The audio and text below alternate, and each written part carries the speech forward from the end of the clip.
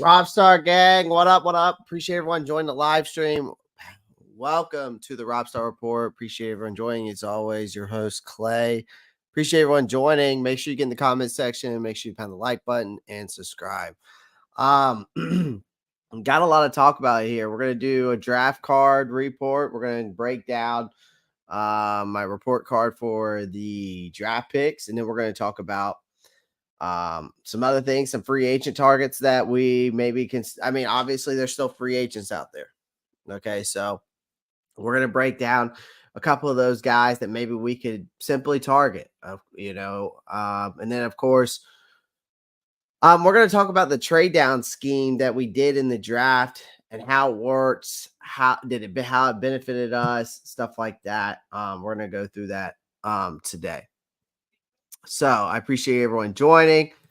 J Issue's already in here. Cybern's already in here. Quote of the day. Let's start off with that. You can't wait for inspiration. You have to go after it with a club. Y'all got to make that make sense, right? All right, let's add to the stage 2024 draft report card. All right, the 2024 draft report card. All right, let's get to the first man up. Michael Barrett, linebacker out of Michigan. I gave him a he was round number 7, 22 overall, 7-round selections, always facing an uphill battle, okay, to make that 53-man roster. All right. They have contract security to a certain extent, but they're starting from the bottom and have that tall order of working their way up gradually. Now, I will say Michael Barrett was Carolina's final selection at 200, at the 200 and was it 22 or 240 overall? Did I have that wrong? I think I had that wrong. Why did I put 240? Did I put 222 for some reason? Why did I do that?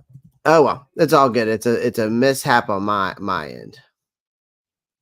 But anyways, it's a mishap on my end.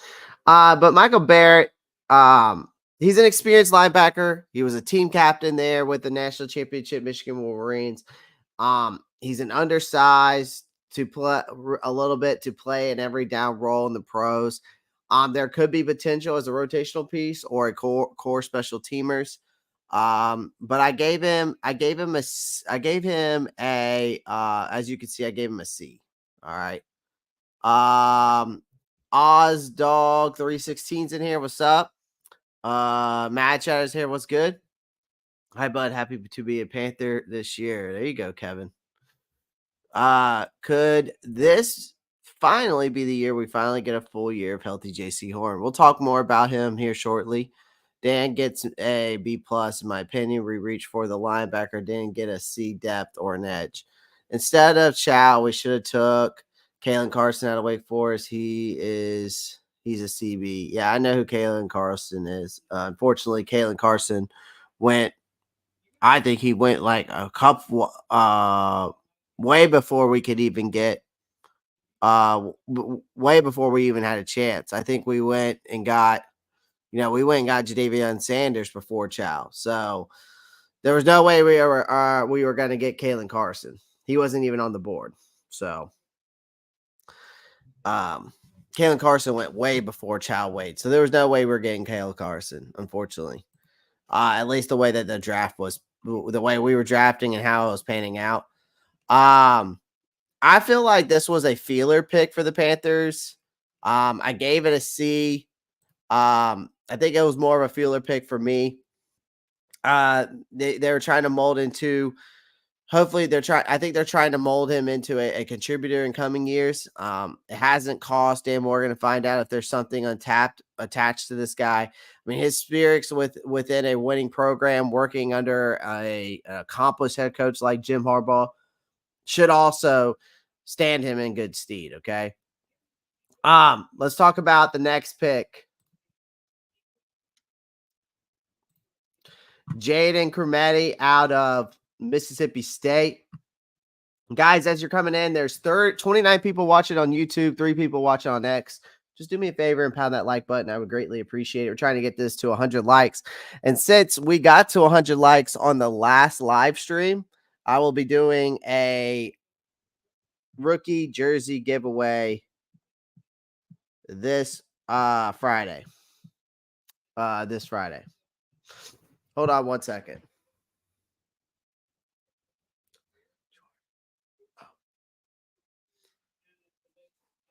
Hello?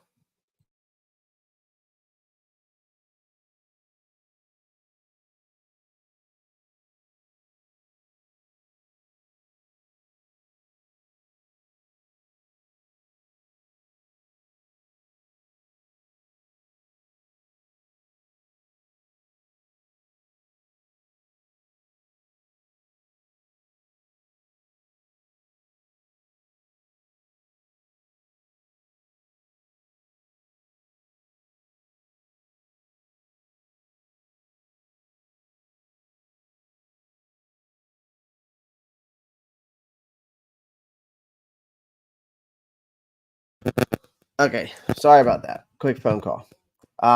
Pick 240. Yeah, okay. That's what I don't know why I put 222 there. Must have been like a typo on my end. Panthers needed a wide receiver. They didn't draft who I would have, but I'll give them a pass. Brooks was a stupid pick. The tight end was a nice pick. Clay like Legette. I do like Legette. I think Legette was the best pick there. And I think he fit. We'll talk more about him. Yeah, I was on the phone. Make true money. Sorry.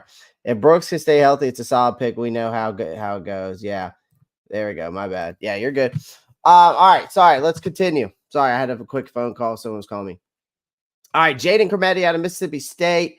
Next pick. The Panthers could have done what they could have done with identifying a genuine nose tackle with one of the NFL draft selection. They signed O'Shawn Robinson, which indicates his role would be as a 3-4 defensive end, opposite of Derek Brown, right? This leaves Shy Tuttle as a starter who could have looked more comfortable as the anchor during his first season with the franchise. Now, Dan Morgan I don't think didn't draft a proper nose tackle here. I think the general manager found another depth piece. Okay. Another depth piece, something with one of the late round selections. And they got Jaden Kmet. So Kmet, definitely NFL ready size, length, has a solid foundation to build. Former Mississippi State star won't be tasked with significant responsibilities. Immediately, despite coming into the organization with some intriguing traits, but don't be surprised if he does enough to become a primary depth option at some stage during his rookie season. Okay. I think this defensive lineman, he's definitely explosive off the block. Kmet boasts violent hands. He's capable of shedding blocks effectively. And the coordination between his lower and upper halves ensure few wasted moments, especially when defending the run. For all Kmet's positivities, he should be treated as a development project until further notice. But his 3 technique is a little raw and is a significant need of refinement. So his lateral movements, sometimes it holds him back a little bit. Adding to his pass rushing arsenal, I think is going to be the best thing that they could do for him. And he looks coachable, okay, rather than anything of a significant concern. All right. I gave him a C plus. All right. Gave him a C plus. Kmet has more going for him than most. Okay. That size, that athleticism, the solid building block. All right. Having 2 established veterans like Brown and Robinson to help during his early transition days should help him tremendously. Okay. And that was one of the defensive picks that we obviously had day 3. This one has to be the most, I think, as a defensive pick in this draft class. I think as a defensive pick in the day 3 now. Hear me out. I'm saying in the day 3 picks from the defensive side of the ball, I think he has the most upside. I think this guy has the most upside out of anyone.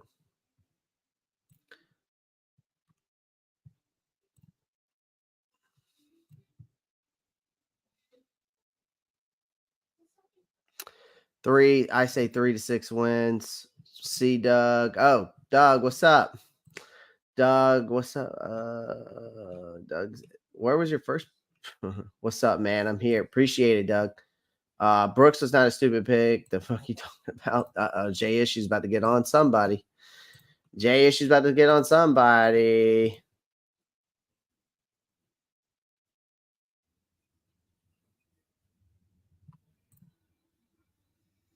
I had to come show some love and support to my man. Appreciate that. What's up, Doug? I appreciate that. Clay, are you in Charlotte? I am not. I am not in Charlotte. Yeah, James, I was thinking the same thing. I like Benson over Brooks, but watching this guy's tape, it's not bad. We'll talk more about Brooks. Obviously, we're going to talk about him more shortly. Let's get to the next guy here. Chau-Smith Wade. All right, Chau-Smith Wade. Okay. For me, you get Chau-Smith Wade. Okay, 5th round pick. Mainly excelled in tackles, pass breakups in college at Washington State. He's a minor corner at 5'10", 185. So my expectations would be he be a slot fill, right? Nickel corner role for the Carolina Panthers, possibly. I think the cornerback position was one overlooked. That was a need for the Panthers heading into this draft. Now, this group, even before C.J. Henderson and Dante Jackson departed, Dane Jackson should help as a situational option. I do believe that. But it's still easy to see what other complications could emerge if J.C. Horn does go down, right, with another injury. So Dan Morgan, obviously, in this draft, focused primarily on the offense and made some significant investments, right, which has been the trend throughout the whole offseason, right? Giving Bryce Young that help. Okay. Day 3 corner and Chau-Smith Way. He's got I will say he's got the coverage capabilities to be an asset on this defense, especially for Evero. This staff has to get the grip of this guy in his rookie season. You got to get that product that mirrors wide receivers well downfield. All right, which he does well, tracks the football well, raise a moderate sense of intrigue further. He also has the ball skills he needed to get bat passes away, although I think defensive backs really failed to grab interceptions, despite him getting 2 in the Senior Bowl. So there are some positives, and then there's the negatives, right? The good, the bad, the ugly. Every player has that, right?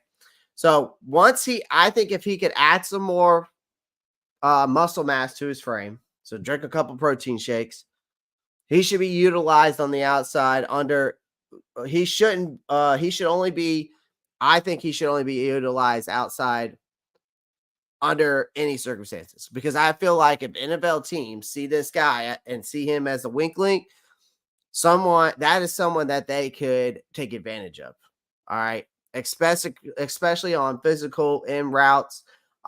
They can make significant gains on this guy. Unfortunately, I think that's the truth. All right.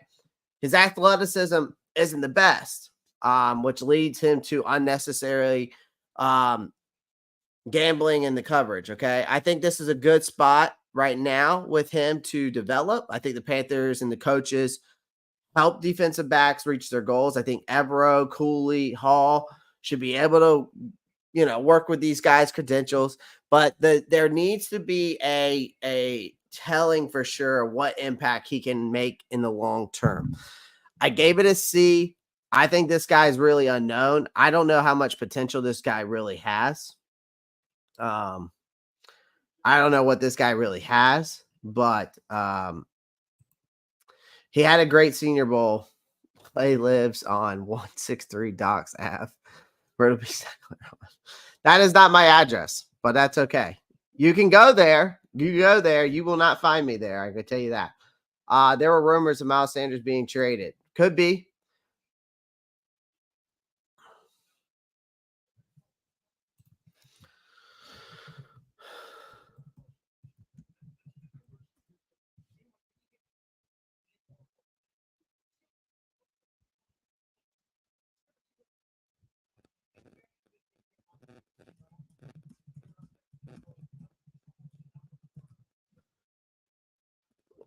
Okay, well, either way, man, there's nothing we could do about that. We're not the one making it. Smooth it for me, rush like Benson over as well. Mad chatter, don't be trying to dox anybody, man. I want to see how Clay finna copa over there over the beach.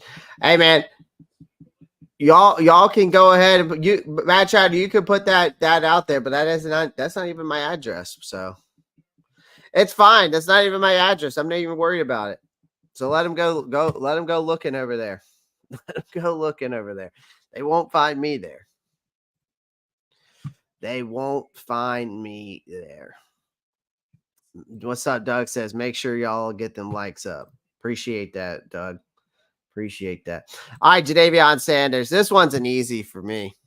This one was an easy one for me. You get an athletic tight end, obviously someone to assist in the pass game. Anytime you do that, which has been a huge need for this Panthers team, you release Hayden Hurst after one season. You haven't had anybody that could come close to lacing Greg Olson's jockstrap. You don't get any additions in the free agency. So, of course, there was eyes on getting a tight end in this draft. All right. They needed to find a dynamic option capable of making an immediate contribution. This was a steal. You got him you got him at the 4th round. This guy was projected to be a 2nd round pick and projected the 2nd best tight end in this draft. And we just bid our time and got him at 101. Now, I will say he was a non-factor when it comes to blocking. But I don't think we need him for that. We don't need him to be a blocker. When you got Tommy Tremble, you got Ian Thomas. Those are your blockers. You need a vertical threat. And Sanders is going to provide, I think, that dependable yards after the catch, short to intermediate routes. He's got the ball skills to be that player, to make the tough catches, quickly get the football from its highest point. He's a sharp route runner, that he's got the knowledge to manipulate defensive backs in the red zone. Just get the football in this guy's hand and good things happen, right? I was surprised to see a player like this fall to 3 rounds, right? Full 3 rounds. When you look at this guy's skill set and what he brings to the table, this was due to the inability of him. The reason why he fell was really because of his inability to be effective on the inline blocking. Okay. That was more than anything else. So when you got Ian Thomas, who's a blocking specialist, who I think they just need to move his ass to fullback, honestly, and Sanders and Tommy Tremble could become I think they could be a productive duo, especially, expecting him to have a breakout season. A lot of people are expecting this guy to have a breakout season, almost like Sam Laporta did for Detroit. I think that would be highly unfair because his athleticism and his playmaking ability could ensure a decent role early on. But I'm not going to say that this guy is going to come out and be Sam Laporta. I'm just not going to put that out there. I don't think we truly know yet. All right. All right.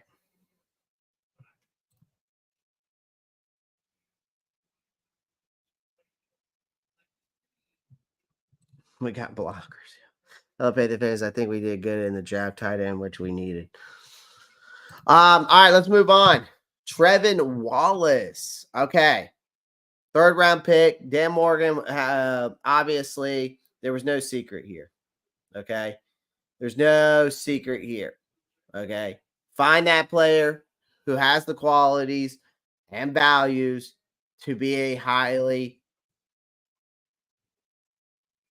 talented linebacker, almost like a Frankie Luvu-esque. I think they were trying to find someone that was like a Frankie Luvu to replace Frankie Luvu, right? I think that Dan Morgan is obviously looking to reestablish that culture that we once had, which was to be a force to be reckoned with in that linebacker core. He wants people to fear that logo. He wants every team in the NFL to know what they will get every time they step into Bank of America Stadium. And those kinds of things aren't going to happen overnight, right? But Morgan has done, I feel like, a great job of just breaking everything down, getting rid of some of these players that he felt like didn't fit here, right?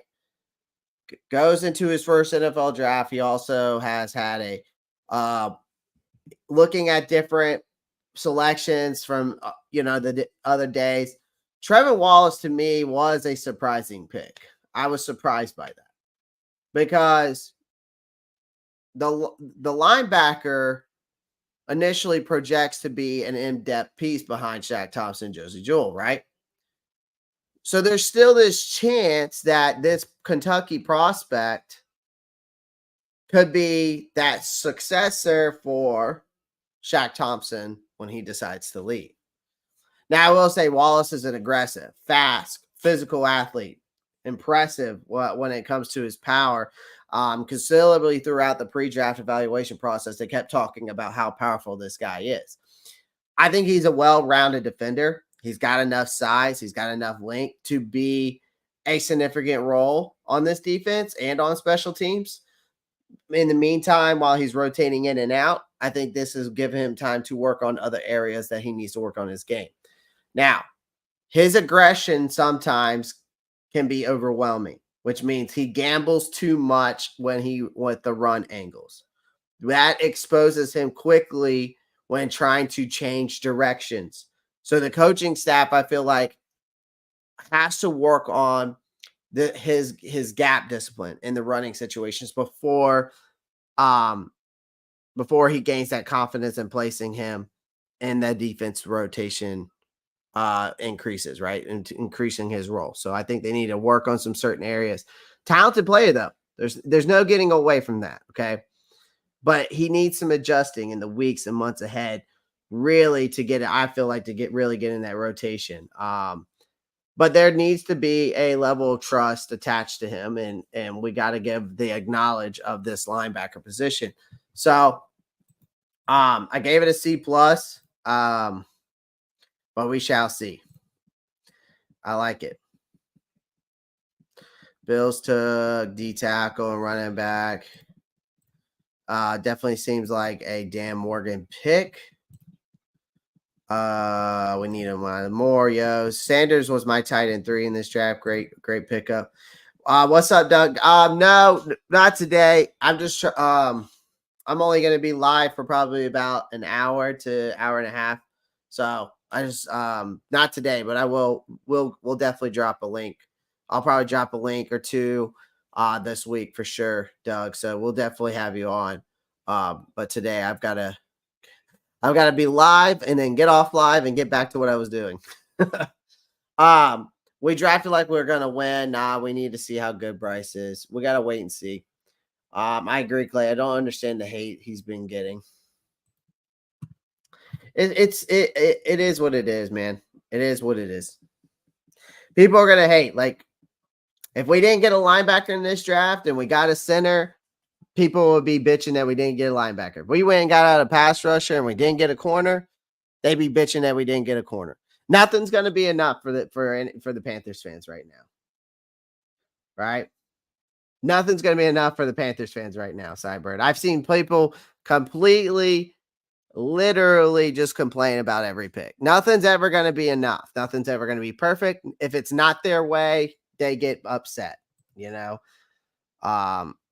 that just shows how immature they are, and they don't know ball. So that's the thing. I'll hit you up behind the scenes. Yeah, for sure, man. We'll stay in touch. Absolutely. So I feel you, Cyber. Nothing's ever going to be enough. All right, Xavier Legette. I gave it a B plus. Y'all probably surprised I actually wait, did I skip Jonathan Brooks? Did I skip Jonathan Brooks? I did. Where's Jonathan Brooks? Ooh, I know I made a Jonathan Brooks one. Hold on. Where is my Jonathan Brooks?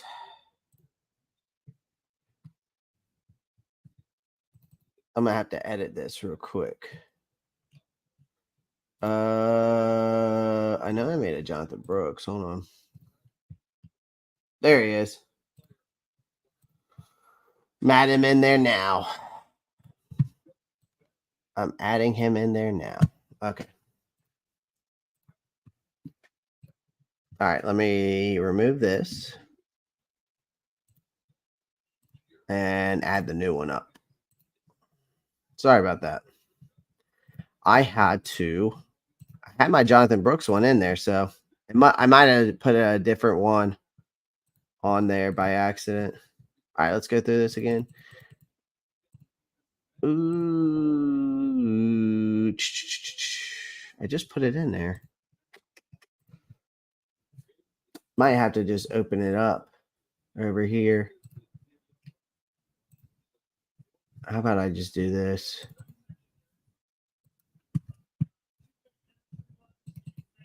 And then I just do this. And then we go. All right, there we go.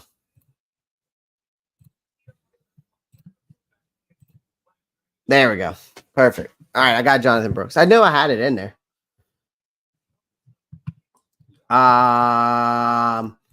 Will not bring in quarterbacks. Hey, I say jump off all offenses. Okay, you should watch Chau-Smith versus USC. That tape done changed my opinion on the pick. I'll have to go watch it then. I watched some of his tape, not all of it. In my opinion, I don't think we needed a running back. We just wanted a running back.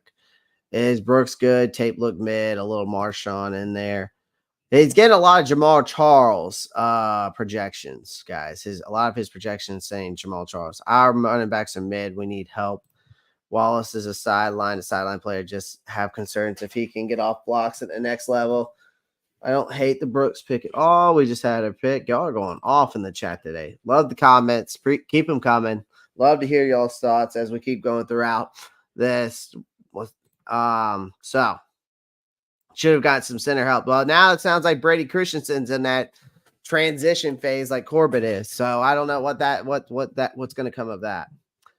All right, Jonathan Brooks. Obviously, there was speculation for me if we were actually going to even target a running back, right? And I didn't think if they did, I didn't think it was going to be in the early rounds. But obviously with some wheeling and dealing, Mr. Dan Morgan, he stuck with his conviction to get a running back.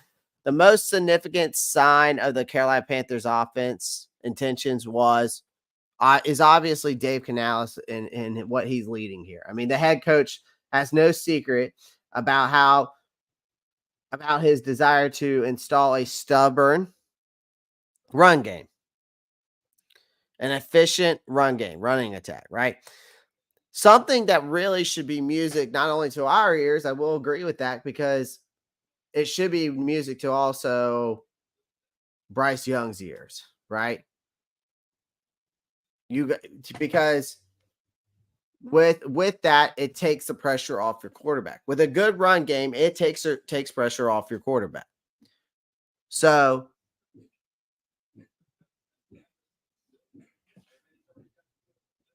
but all right, he's fine.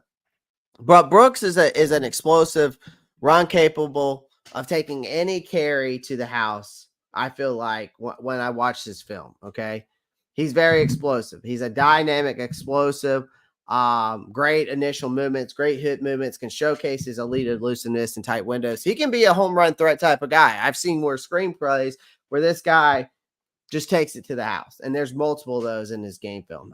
He has become a genuine third down threat, which that's because of his route running abilities and his improvements out of the backfield. Obviously, this guy tearing his ACL last year in November, he had over 1,000 yards and 10 plus touchdowns before he did it. It sounds like he's going to reach a full recovery. All right. Which probably reason why they took him, and they got his medical report, and they took the chance. So if Brooks recovers well, then he should be able to assist his backfield, I think, immediately. As long as there's no further issues with the ACL. I think Carolina is satisfied with what they understood on the health side of things. Okay. But I gave it a B plus. Trading up for running back did kind of raise a few eyebrows to, I feel like, but it also made me scratch my head a little bit. I feel like the Panthers are trying to increase competition across the board on this roster. Okay. And I think you can make a case here that this guy could end up being you could make the case that this guy could be the number one running back option this coming year. I think that I don't see Miles Sanders and Chuba Hubbard just being those guys. I just don't. I think Chuba Hubbard's a great RB2 at best. I think, and if he proves me wrong, great. I think Miles Sanders last year just proved that he was good behind he was good behind a great offensive line in Philly. I know that what I say seems a little harsh maybe towards Chuba Hubbard, but at the end of the day, this is a business. And it's business above everything else when it comes to the NFL.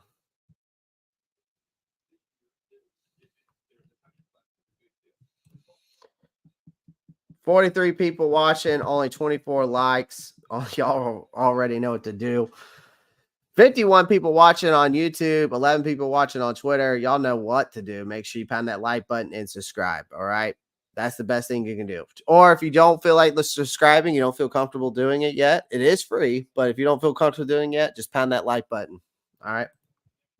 Hen Brown, what's up, man? I understand the difference between running back, wide receiver, potential elite weapon, when you could use schemes to be more versatile, create matchup advantages, and get them in space quickly. They can make plays. Great point. Great point. I like that point. It's like everyone else. I like everyone decent. 100. You look like you're talking smart. Also would have gotten a center. All right, let's move on to the next pick.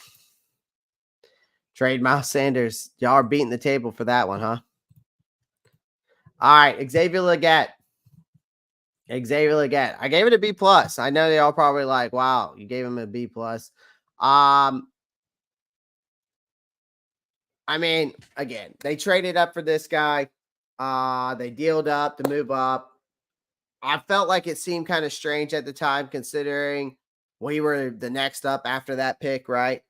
But we swapped a fifth and with a sixth round. We got his fifth-year option. Obviously, this guy's been linked with us since the pre-draft process. And the wideout freely admitted publicly that Carolina told him he'd be the guy if he was still available. Patriots wanted him. Apparently, the Patriots called the Buffalo Bills to make a trade to go get him as well. So teams wanted him, right? Again, another step to give Bryce Young a chance. All right. I will say that Legette, however y'all want to call it, or Legette. Everybody pronounces weird with different ways. I just say Legette. So, I will say he is a very raw, not the most up-to-date route runner. Okay.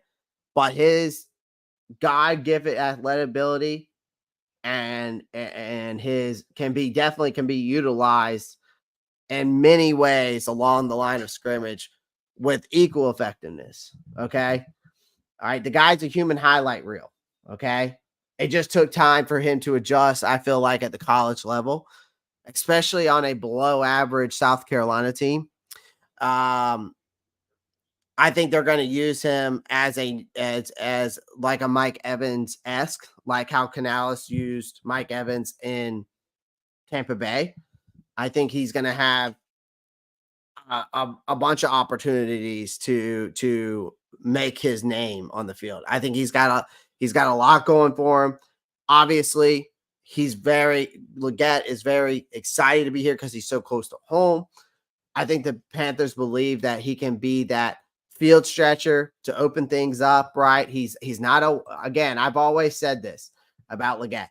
He is not a one-trick pony. He is a dynamic playmaker. He specializes in those 50-50 balls, those home run plays, right? He had over 1,200 yards, 7+ touchdowns. He had over 70 receptions, right? Yes, his route tree definitely needs to be expanded, but he could be an explosive kick returner, plenty yards after the catch value there. I love them. I love this pick. And so I look forward to seeing what services he's going to provide to this offense. Legette over AD, yeah. I think I at the end of the day, I had him over Adonia Mitchell. Y'all got to understand, Adonia Mitchell does not work hard. He has on the field and off the field issues, and he also has diabetes. Okay. Adonia Mitchell, yes, his route tree is great. But, you know,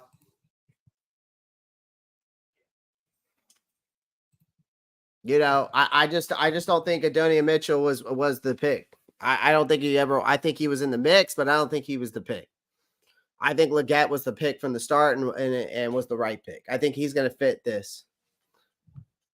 Diabetes. I just think Adonia Mitchell was not the right pick. He's got on the field, off the field issues. They said that he's got diet problems. He and there's times in practice where he works hard. There's times in practice that he doesn't. So he's inconsistent. And so, I'd rather have a guy that's going to work, and this guy works. This guy puts the work in. He's already got videos posting out there that he's already got back out on the field working. So, I mean, it just proves to me that he wants it. And he's working on that route tree as we speak. Because if you go watch the drills he's doing, he's working on getting those feet going, boy. So go check it out if you haven't already.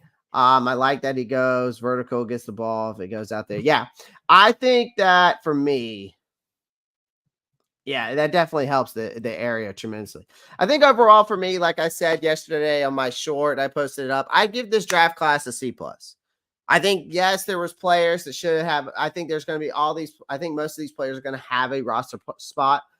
But just for me, what hurt me the most is not getting an edge rusher and a center. I think that certainly hurts this team's long-term prospects because you got Brooks as a running back will likely dictate how this draft class is viewed in the next 5 years from now. I think you get Brooks. I like the class, but I can objectively see how it falling short. And I'm just being realistic. I think Legette and Brooks and Sanders are going to be for sure on this team for the next. I could see them being here for the next 5 years, but the rest of the guys, I don't know. I just hope that they can continue to build off of this draft class and hopefully have a promising future.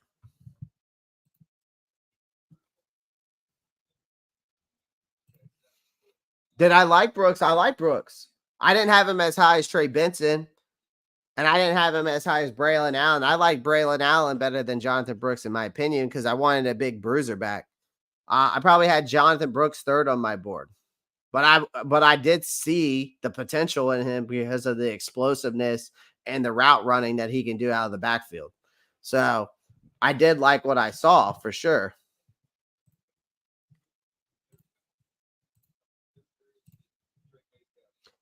Okay. Let's move on. Trade down scheme. All right, trade down scheme. Let's talk about that real quick. How did y'all feel about the trade down scheme? Did y'all like that? Well, Jadarius, I can't say that the 2025 draft is going to be better because if Bryce doesn't pan out, I don't know who we're drafting because I don't know if I can rely on a Quinnen Ewers or a Drew Allard. I don't know who's going to be the quarterback in this next draft class and if it's going to even be worth a damn. I'm interested to see how this draft class, this quarterback draft class pans out. Pretty interested to see how that works out. I think there's a lot of speculation behind that. All right. So as a fan, we saw what the moves this team made in the roster, and the moves they made to try to improve this roster. And that's always exciting, right? Dan Morgan made some exciting trades, caught my attention.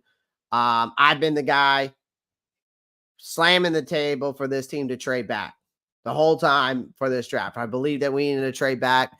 But we traded up, we traded back, we traded up, and we traded back. I mean, it just seems like I would say overall I was pretty pleased with the effort, right? He made 4 trades throughout the draft, 2 trade downs, 2 trade up. Now I think the first trade that he made was, the trade up from 33 to 32. I wasn't too happy about this move because Morgan only moved up 1 spot, which wasn't a big deal. But then I realized moving up to the last pick in the first round, you get that 5th-year option for Xavier Legette. So that was not, then when I realized that, I was like, okay, not too shabby, right? Not too bad. Morgan didn't give up any picks to make this move. So it was a neutral ruling. I felt like the trade was fair, and we didn't get cooked. We didn't get over, we didn't get over, like we didn't get swindled like we did with the Bears, right? So I wasn't too mad about that, right? All right. Then you go. Another thing is you talk about the trade that made me pretty, like, kind of scratch my head, or made me pretty happy, was the one with the Rams, right? They traded the 39th pick. They got the 52nd pick in return. They received 155th pick. And then we got our future 2nd round pick for next year that we were already missing. So that was a brilliant move by Morgan. The quality of players available at 39 versus 52 was pretty similar if you're looking at the board, right? So you get an extra 5th round pick, which is could be a decent asset, right? All right. But the real win was getting that future 2nd round pick. To me, it could be a high pick depending on how the Rams perform next year. But I think Morgan deserves rewards for this trade up. I give him 5 coconuts, 3 chickens, 2 cows, whatever he wants. All right. Maybe a stripper or 2 in there, a little, you know what I mean? But I mean, unfortunately, then the next trade was a head scratcher. Made this wonderful trade for me. I was like, okay, great. We swindled the Rams. But then you traded up from the 52 to 46. You gave up 2 5th-round picks. And for what? To draft Jonathan Brooks, a running back coming off an ACL tear? Again, don't get me wrong. I think Brooks can be a great player. If he comes out and becomes a Jamal Charles, then I'll shut up about it. I won't even say anything. But the thing is, to me, is the running back wasn't just the biggest need or the want for me. And I think T. Thompson said it. The Panthers didn't really need a running back. They wanted one. And I think it was Dave Canales wanted one, right? Because he's so stubborn about this running attack. So they needed a tight end who could catch passes, and they could have drafted one in the 2nd round pick. They could have got Ben Sinnott. Instead, they drafted a running back and used their 4th round pick on a tight end, which, again, I'm not mad about the tight end move and getting the steal and Jadavion Sanders in the 4th round. But it was, to me, was just not the best move, okay? But to get those future picks back, I give him credit where credit's due. Okay? I give him credit where credit's due, okay? All right. Then, lastly, they traded down again, right? From 65 to 72. In return, we got pick 157 in the 5th round. So that trade was okay to me. Nothing really exciting than the previous one. It's hard to say that the Panthers could have gotten a better pick at 65. They didn't give up any picks to make this move, so it was a neutral ruling for me. I will commend Morgan's effort in the draft trades. Some trades I thought were better than others. But that's part of the draft game, right? I'm eagerly to see how these trades will shape with the moves that we made with these picks with this roster. And I'm sure you guys are too. I learned this weekend that mock draft boards are not the NFL guide boards. Nope. Nope. They're not. They're not. They're not. I'm sure he will appreciate the just trying to keep his morale up, try to keep him happy. Let's move on. So was Xavier Legette that final piece of the puzzle? Was he the final piece of the puzzle? Right? Xavier Legette has the most potential, I think, in this draft class, besides Brooks and Jadavion Sanders.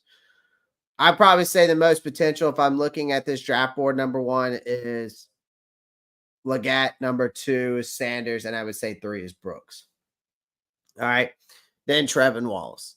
But now that the 2024 draft is over with, now we can kind of predict how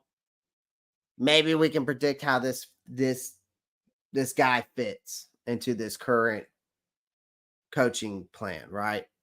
All right. How does he fit this offense? Okay. I think this guy possesses the unique qualities to draw comparisons to a DK Metcalf or AJ Brown. Both are imposing figures. They're both standing at 6'2", both weighing around 225.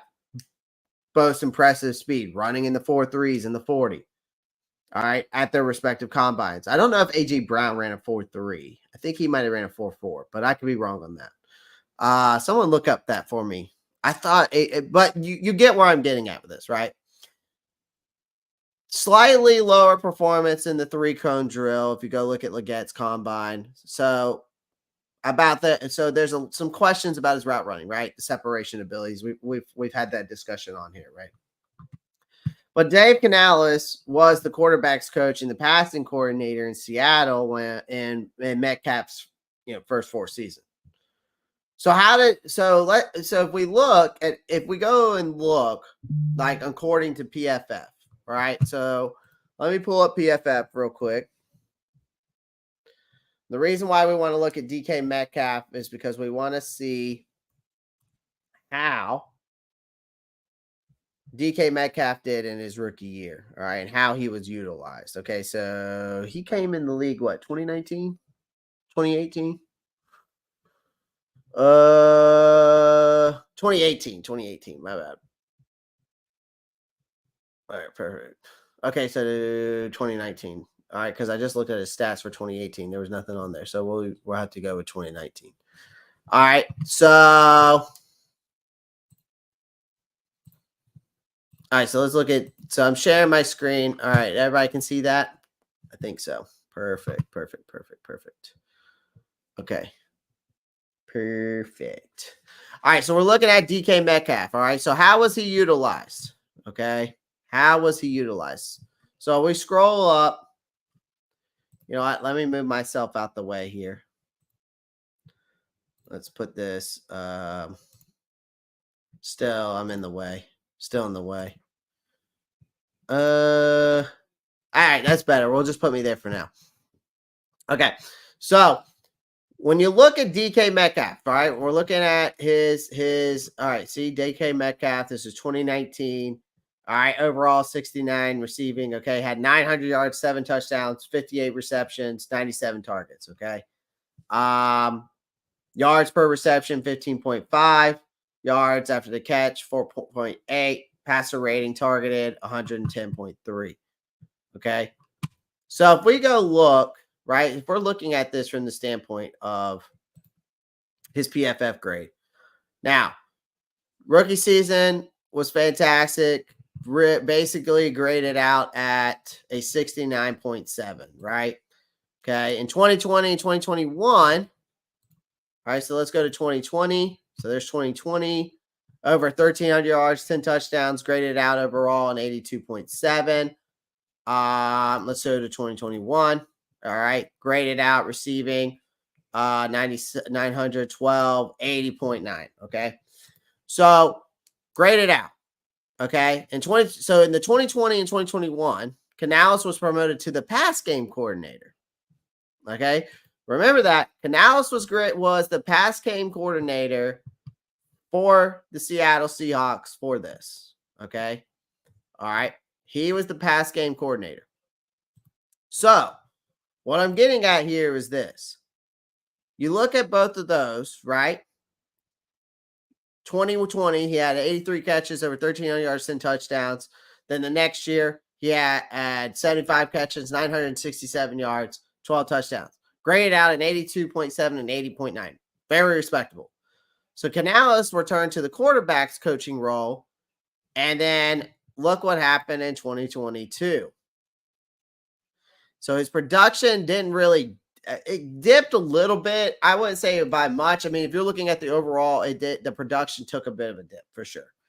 So Metcalf was more productive when Canales was running the pass game.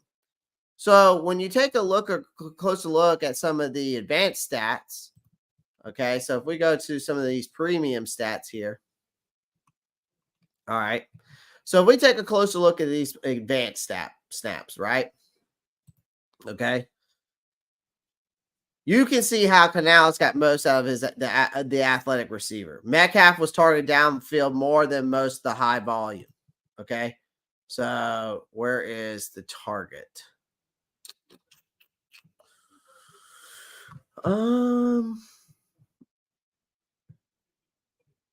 Where's the target? Trying to see. Is it down here? This is pass. Targeted. Okay. So you can look over the years where his production. All right. More he was targeted. All right. Down here, the season grade. So there's the targets. Okay. So he was targeted downfield more than most high volume receivers, with average depth of target around, it looked like, I think it's around 13. So due to his athleticism, Canales put this scheme into place, and Metcalf averaged around 4.5 yards after the catch. So Metcalf could break tackles, was schemed to open on intermediate and deep routes.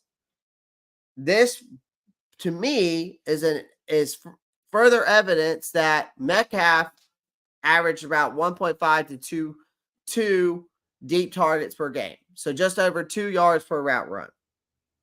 So I can understand how, okay, Legette will be used in this offense. Okay.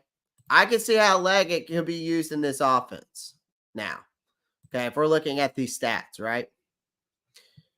So if Legette is used in this offense like Metcalf, I expect him to be a scheme open on crosser, deep overs with a couple of deep shots. So basically getting the ball in Legette's hands in space obviously is going to be the biggest priority for this coaching staff.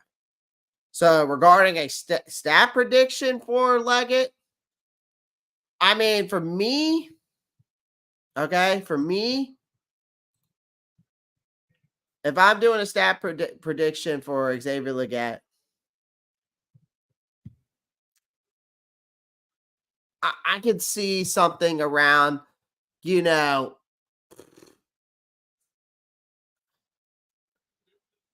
maybe like 50 catches for like 700 yards, 4 or 5 touchdowns. I mean, that's what I could see. Something like that. I think, 50 catches, 700, plus yards, maybe, 4 to 6 touchdowns. I could see that maybe being a reasonable stat line. I mean, I don't think that that's too much to ask for, right? But overall, I think Legette, again, I think he's got all the potential to be in the world, and I'm excited for the addition to this offense. I just hope that he can use his size and speed and athletic abilities similar how DK did, and hopefully can make a significant impact this upcoming season.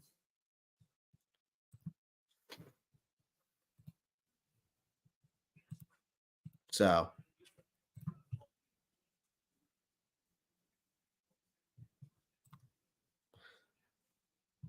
I don't think 50 yards and 50 catches and 700 yards is a bust. I don't think that's labeling him a bust.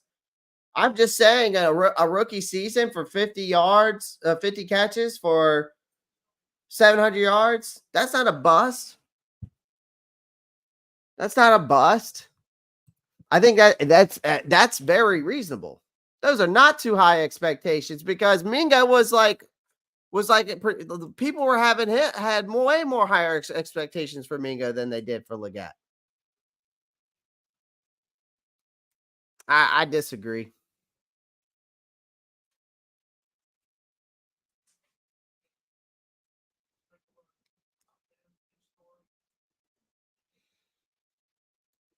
I don't think that's labeling him a bust, and I don't think that's too high of expectations. I mean, DK. If I was to sit here and say DK, if I was to say, oh well, I'm going to project him to have DK Metcalf stats, which was 58,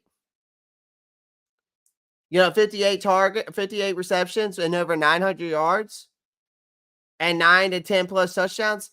That is too high of expectations.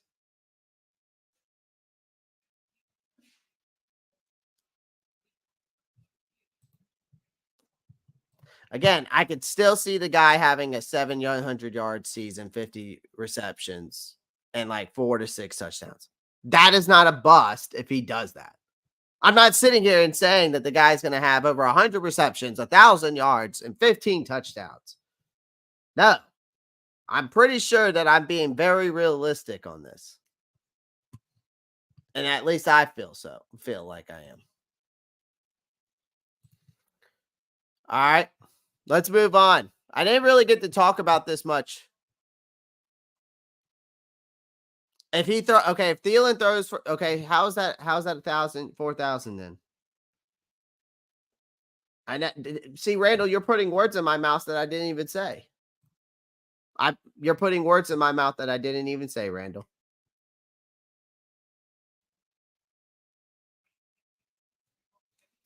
So you're saying Bryce has gone 4,000 yards. Did I say that? Again, you're putting words in my mouth that I'm not even saying. We're talking about Xavier Legette, not Bryce Young.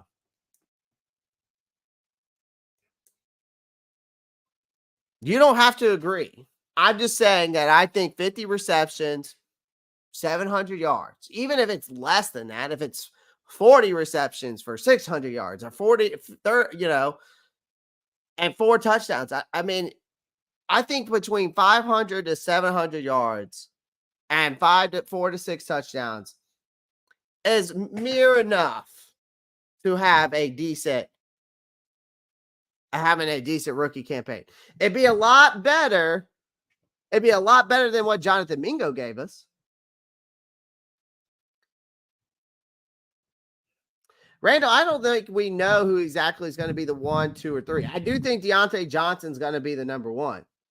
I think Legette's going to be the number 2. I think Thielen's going to be in the slot. But he will be. I think Deontay Johnson's going to be the first route read. I think Legette's going to be the second route read. And I think Thielen, if nobody's there, that's who you go to. That's how I look at it as.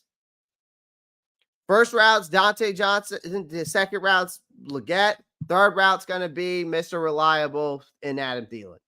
That's how I'm looking at this.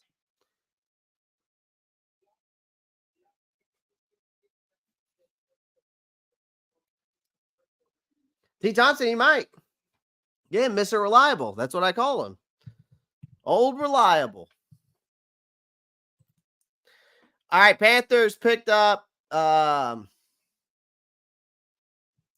Yeah, that's true too. So it'll be interesting. I mean, again, I'm just saying that's what I'd like to see. I think that would be a good rookie season. That's all I'm saying. With the stats I'm giving for Xavier, I think that would be a good rookie campaign. Does that mean that it's going to happen? No.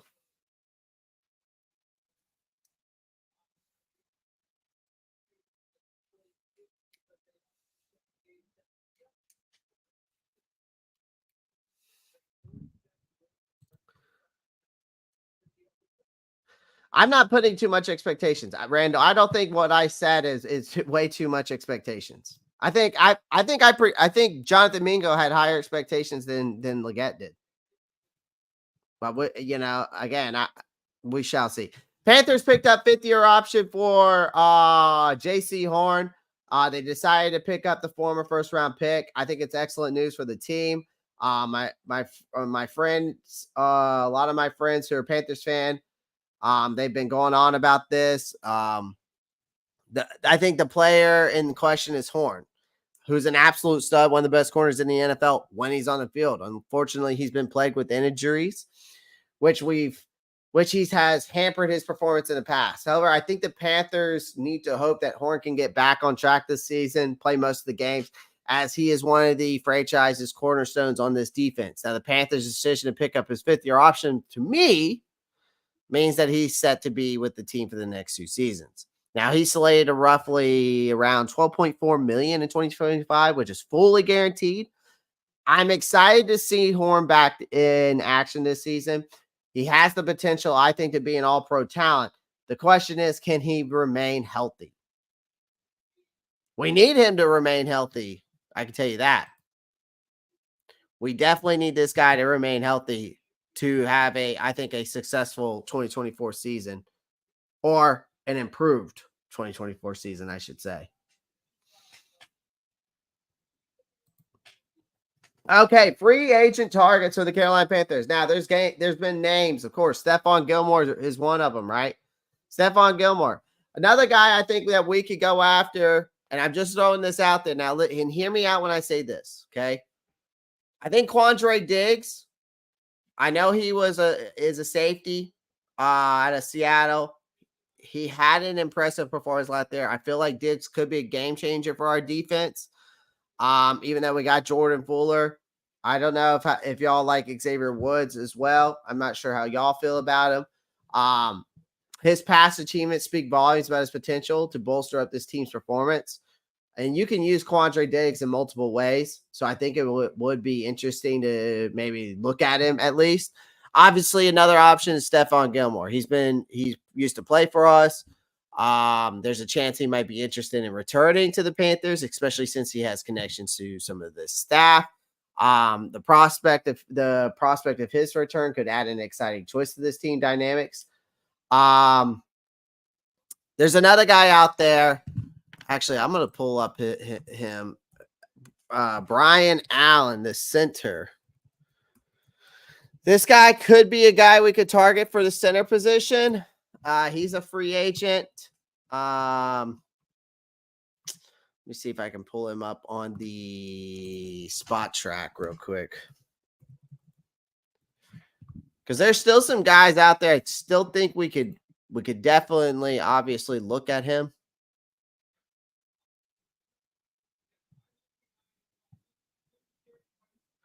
He is a free agent as of right now. Brian Allen. Yeah, I'm going to use this instead.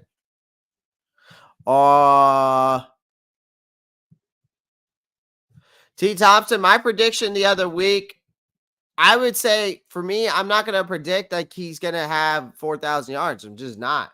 I just need to see improvement out of him. So for me, an improved year going from 2,800, I think to 35, he needs to have, for me, to feel comfortable calling him, for him to have another year, he needs to have over 3,500 yards.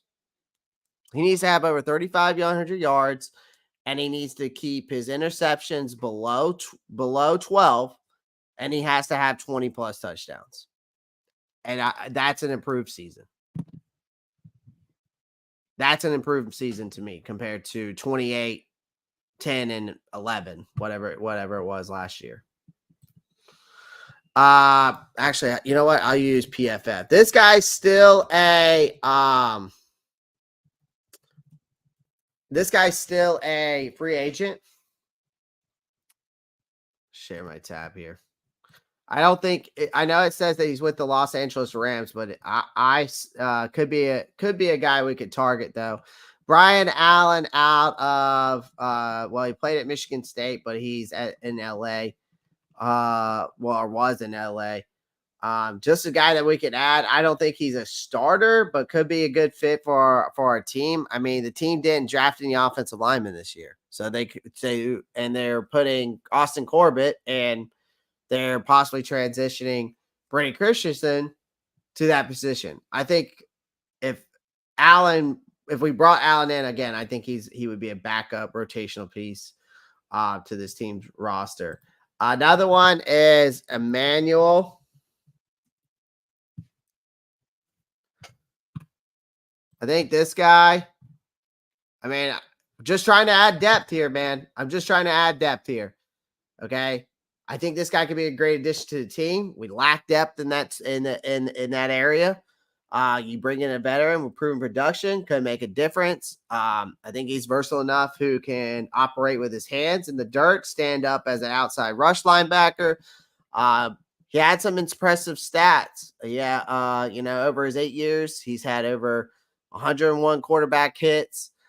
He's got over 42.5 sacks over the years. He had 6 sacks last year. One in 2022. His best season was 2021, where he had 11 sacks, 10 sacks in 2020, 6 sacks in 2019, 3 sacks, 4, 6. So over the years, he's had over 42 and a half sacks. So again, these are just depth rotational guys. Okay. So just some free agents. Just some free agents that maybe we could target. All right. Because I know we're going to be looking to add more to this roster. And the undrafted free agents, we'll see how they pan out. I'm looking forward to Jalen Coker and Mr.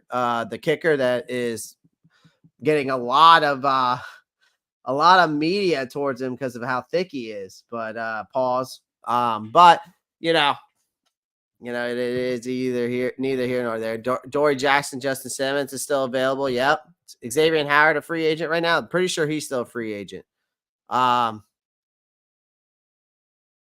agree 100% what you on those expectations for Bryce. Yeah. Xavier is a free agent and I don't want him too much off field issues with him. Yeah. The man needs to either learn how to take some head or, go get a vasectomy, one or the other. That's all I got to say to that. Just join, catching up at 1.75 speed. What would we need to join the giveaway? I'm out of town for work. So all you have to do, I'm just going to give you a quick insight, but I will post up how it's going to work. But I'll just give you a quick insight. If you're a subscriber, okay? If you're a subscriber, actually, you know what? Since we're going to do this a giveaway, this is a pretty expensive giveaway. You just have to become a member. We're going to make this a member giveaway, okay? Because the jersey giveaways for these rookies are not cheap. All right. I'm not trying to be a cheap ass because, again, either I'm going to make it a membership giveaway or I'm going to make it a subscription giveaway. So if you're subscribed, all you had to do is take a screenshot. You're subscribed to the channel, post it up in the Discord. Okay. So the Discord, there's a giveaway. All right. There's a giveaway thing. I'll make it. I might make another one. I might make another giveaway one, but this is for giveaways. I might put another one in there. To make it the jersey giveaway. Because there's like different giveaways that we do. So I might do this one differently. But Conbred, basically what I did last time was all you had to do was screenshot that you are subscribed to the channel. So I think I'm trying to figure out if I want to make this a membership giveaway or if I want to make just a subscriber giveaway. But if we can get if we get this live stream up to 100 likes, I'll do another one. And the more we like, the more we subscribe, the more we can become memberships, the more I'm going to give back. And because you give to me, I'll give back to you. And it's just my appreciation and showing my way of for you guys to support me. Because it does go a long way. And you don't think that if you're not subscribed and if you're not a member, that you just liking the button's not enough. It definitely is. How about the pants pounding the table for Jake Plummer? Not surprised.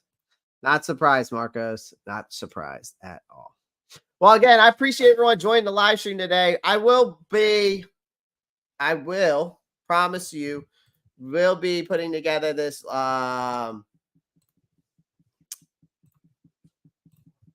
we'll be putting this together as a this giveaway. If you want to get involved in the giveaway, join the Discord, okay? And then I will give further instructions when we do it later on this week, okay? All right. So again, make sure you do these 3 things.